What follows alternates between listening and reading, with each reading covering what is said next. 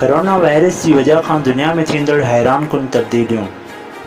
अॼु जी हिन वीडियो में असां तव्हांखे ॿुधाईंदासीं त कीअं कोरोना वायरस पंहिंजी दुनिया खे तब्दील करे छॾियो आहे, जेको अगरि इंसान जे हथ में हुजे हा त इहो कॾहिं मुमकिन न थिए हा, पर हिन नंढड़े वायरस इहो कमु करे ॾेखारियो आहे। नॉलेज इन सिंधी, सिंधीअ में मालूमात तव्हां लाइ आणींदो आहे मालूमात सां भरियल वीडियोस जंहिं मां तव्हां ॼाण हासिल करे सघो। अहिड़ियूं जदीद मालूमात सां भरियल वीडियोस तव्हां ॾिसणु चाहियो था त पोइ अॼु ई असांजो यूट्यूब चैनल सब्सक्राइब करियो। कोरोना वायरस जेको दिसंबर 2019 में चीन जे शहर वुहान में नमूदार थियण खां पहिरीं नामालूम हो, उन न सिर्फ़ु असांजे मुल्क पाकिस्तान पर सॼी दुनिया खे कुझु महीननि जे अंदरि लपेट में वठी सॼी दुनिया खे मुतासिर करे छॾियो आहे। ऐं पहिरियों चकर ईअं थियो आहे जो हिकु नंढड़े वायरस जे करे सॼी दुनिया हिन वायरस जे अॻियां बेबस नज़र आई आहे ऐं लॉकडाउन में तब्दील थी वई आहे। जिते ॾुखे तरीक़े सां हिन वायरस इंसाननि खे मुतासिर कयो आहे, त ॿी तरफ़ हिन वायरस जे करे अजीब ऐं हैरान कुन तब्दीलियूं ॾिसण में आयूं आहिनि।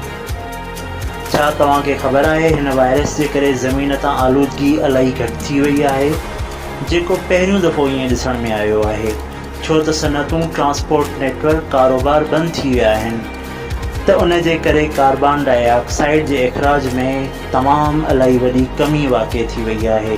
चीन जेको दुनिया जो वॾो हब इंडस्ट्री एरिया सम्झियो वेंदो आहे, जेको हर साल फ़िज़ा में 900 करोड़ टन जे करे कार्बन डाइऑक्साइड ख़ारिज कंदो आहे, जेको दुनिया जे सभिनी मुल्कनि खां वधीक आहे।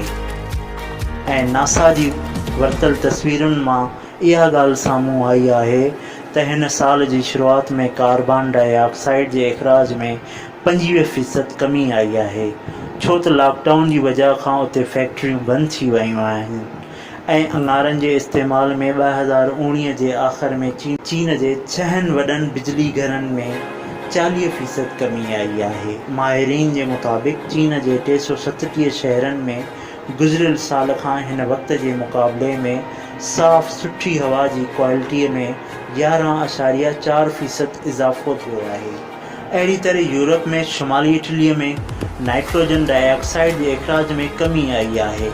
नासा जे मुताबिक़ तारीख़ में पहिरियों दफ़ो इहो वॾे पैमाने ते फ़िज़ाई आलूदगीअ में कमी अची वई आहे ऐं उन जे अलावा इंडस्ट्री ऐं ट्रांसपोर्ट बंदि हुजण जे करे तेल जी बचत थी रही आहे। ऐं अगरि पाण ॻाल्हि करियूं पंहिंजे मुल्क पाकिस्तान जी, त हिते बि 50% कमी आई आहे ऐं लाहौर जहिड़े शहर जिते एयर क्वालिटी इंडेक्स 100 जी सतह खां घटि न थींदो हो, लॉकडाउन जी वजह खां 50 जी सतह ते अची वियो आहे, जंहिंजो मतिलबु आहे त शहर जी फ़िज़ा हाणे तमामु बहितर थी वई आहे। ऐं हाणे ॻाल्हि करियूं था पाण सियालकोट जी, जिते हिकु शख़्स हीअ तस्वीर ठाही आहे जेका फ़िज़ा जे उन हद ताईं साफ़ थियण जो सबूत ॾेई रही आहे त कश्मीर जी वादियुनि जो ख़ूबसूरत नज़ारो हाणे सियालकोट मां ॾिसी सघिजे थो, छो त पहिरीं इहो नज़ारो सिर्फ़ु मींहुं पवण खां पोइ ई ॾिसी सघिबो हो। रिसर्च करण वारनि जो चवणु आहे त हिन साल गर्मी घटि पवंदी ऐं मींहुं बि घणा पवंदा ऐं शहरनि जो मौसम गुज़िरियल वक़्त जे निस्बत हींअर इंतिहाई ख़ुशगवार हूंदो।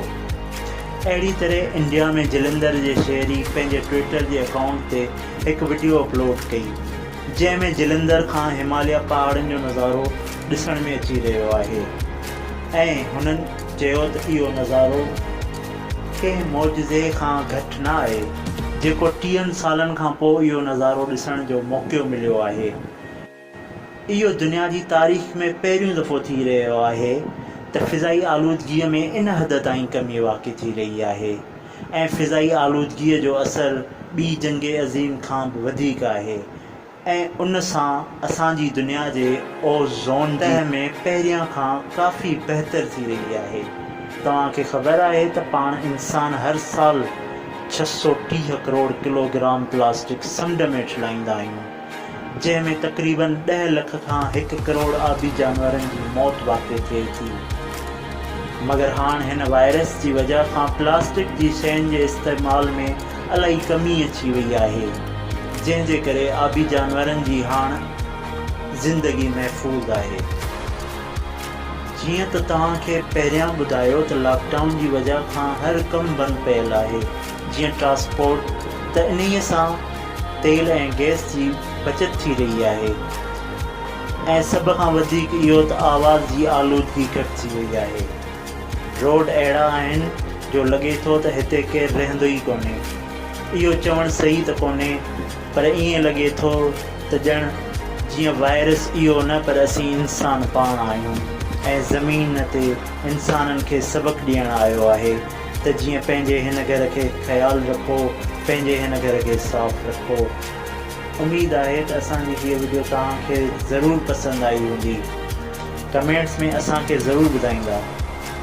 अहिड़ियूं वधीक मालूमाती वीडियोज़ ॾिसणु चाहियो था त असांजो YouTube चैनल सब्सक्राइब कयो ऐं बेल आइकन ते क्लिक कयो।